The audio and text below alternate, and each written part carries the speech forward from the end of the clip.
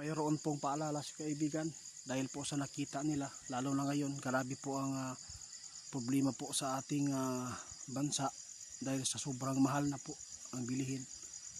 Alam po ninyo mga idol, ito po, pakinggan po ninyo para malaman po ninyo kaibigan.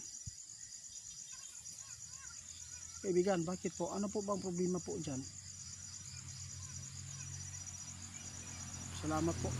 Guys, sabi ng ating kaibigan ngayon na maghanda kayo. Hindi po tayo pwede magpalinlang ngayon.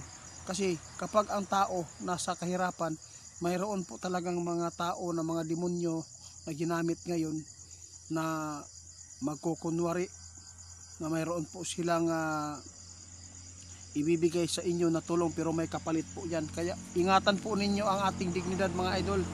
Tingnan po ninyo ang mga plano po ng mga demonyo. Dahil sinabi ng ating kaibigan, may nakita talaga siya na posibleng makarating po yan dito sa atin. Oh. Sus. Sa lahat na makapanood, ingat po kayo sa mga tao na pumupunta sa bahay na magdadala po ng mga pipirmahan at maghihingi sa inyo ng details po ninyo. Kaya ito po ang babala ng ating kaibigan dahil po napakarami ngayon ang mga kalukuhan po ngayon sa demonyo. Kaya ingat, lalo na sa mga politiko ngayon mga idol. No, grabe po, hindi po niyo alam ang mga tao nililin lang mag sign dyan, signature, kunin ang mga national ID pero hindi pala yan maganda dahil po mayroon pala silang mga plano na itong mga kalaban po nila sa politiko ngayon ay masisiraan palalo.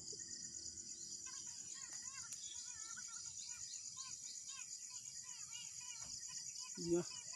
Muna problema karon kaibigan. Ito po mga idol, alam po ninyo, alam po natin na marami po ngayon ang nahihirapan sa hanap buhay dahil sa sobrang mahal po ng gas. Mag-ingat tayo sa mga tao na lumalapit sa atin. Kapalit ang buhay natin o kapalit po ang kaluluwa natin mga idol. Iba po talaga ang dyablo.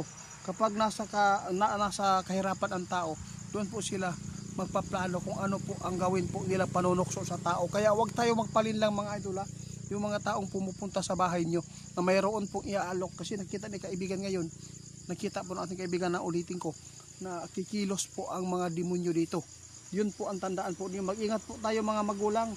Huwag po natin hayaan ang mga anak po natin na ito ay maglakwat sa na mayroon pong mga tao na hindi po nakakilala na mag-aalok sa kanila na ganyan. Ayaw mo kumpiyansa. Na, totoo yan kaibigan. Alam po niyo mga idol, mayroon pong nag-chat sa atin na yung ang dami daw pumipila dahil po kunin po ang kanilang pangalan at ilista po, no?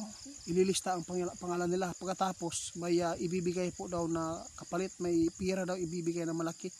Iwan ko lang magkano, kung anong halaga pa yung na chat sa atin, hindi ko lang naalala.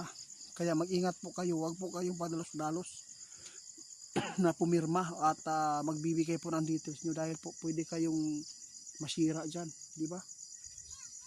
Grabe oh.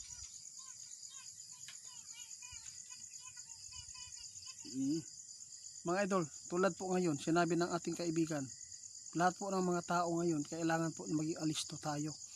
Lalo na ngayon sa sobrang hirap ng buhay, pwede kayong gamitin, tuksuin sa pamamagitan ng pira para lang pumirma at makuha ang details niyo. Kasi iba po ang nakita ng ating kaibigan, dalawang purpose. Yung nasa politiko mga idol, ito politiko, ginagamit yan nila.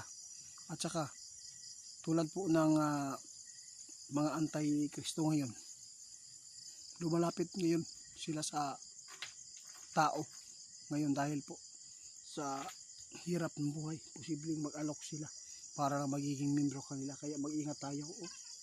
Nagbahay-bahay po. Salamat. Kung sino po ang naka-experience po ngayon mga idol na mayroon po nagbahay-bahay sa inyo, nagdala ng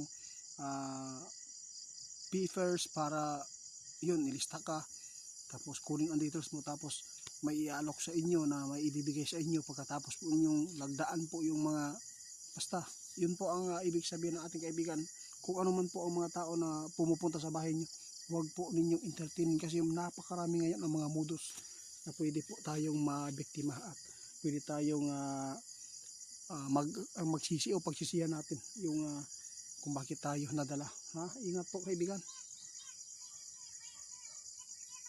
Salamat. Kahit ano pa ang mangyari sa buhay natin mga idol, kahit mahirap man, lalaban pa rin tayo.